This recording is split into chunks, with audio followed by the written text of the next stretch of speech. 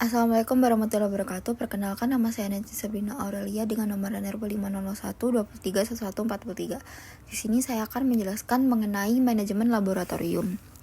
Yang pertama, deskripsi mata kuliah. Mata kuliah manajemen laboratorium merupakan bagian integral dari pendidikan di bidang sains dan teknologi yang berfungsi pada pengelolaan laboratorium secara efektif dan efisien. Dengan bobot 2 SKS, mata kuliah ini mencakup berbagai aspek manajemen, termasuk perencanaan, perorganisasian, penggerakan, dan pengawasan dalam konteks laboratorium. Tujuan utama dari mata kuliah ini adalah untuk memberikan mahasiswa pemahaman yang mendalam tentang pentingnya manajemen laboratorium dalam mendukung kegiatan pembelajaran dan penelitian. Capaian pembelajaran lulusan yang dibebankan oleh mata kuliah adalah yang pertama, kemampuan untuk menjelaskan konsep dasar manajemen laboratorium. Yang kedua, ada pemahaman mengenai keselamatan kerja dan keamanan di laboratorium.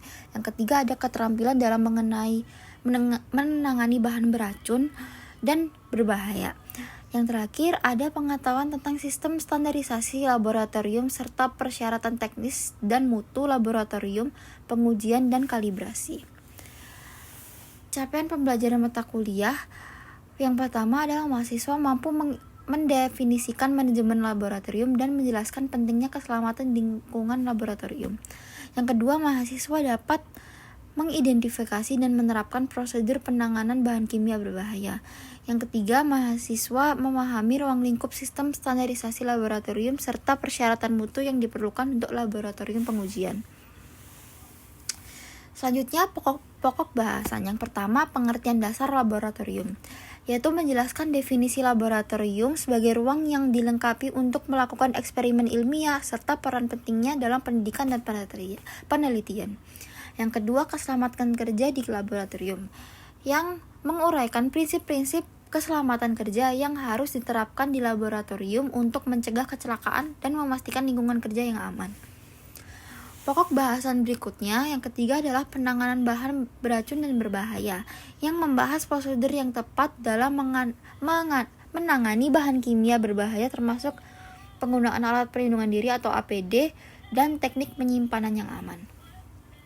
Yang keempat, pengertian dan ruang lingkup sistem standarisasi laboratorium, yang menjelaskan pentingnya standarisasi dalam operasional laboratorium untuk memastikan konsistensi dan akurasi hasil pengujian.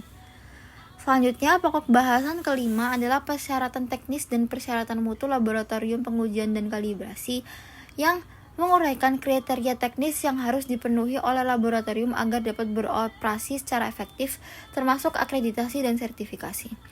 Yang keenam, sistem dokumentasi dan keterlusuran pengukuran pada laboratorium pengujian, yang menjelaskan pentingnya dokumentasi yang baik dalam proses pengujian untuk memastikan keterlacakan hasil pengukuran. Pokok bahasan yang ketujuh adalah ketidakpastian pengukuran, yang membahas konsep ketidakpastian dalam hasil pengukuran serta cara-cara untuk meminimalkan kesalahan dalam eksperimen.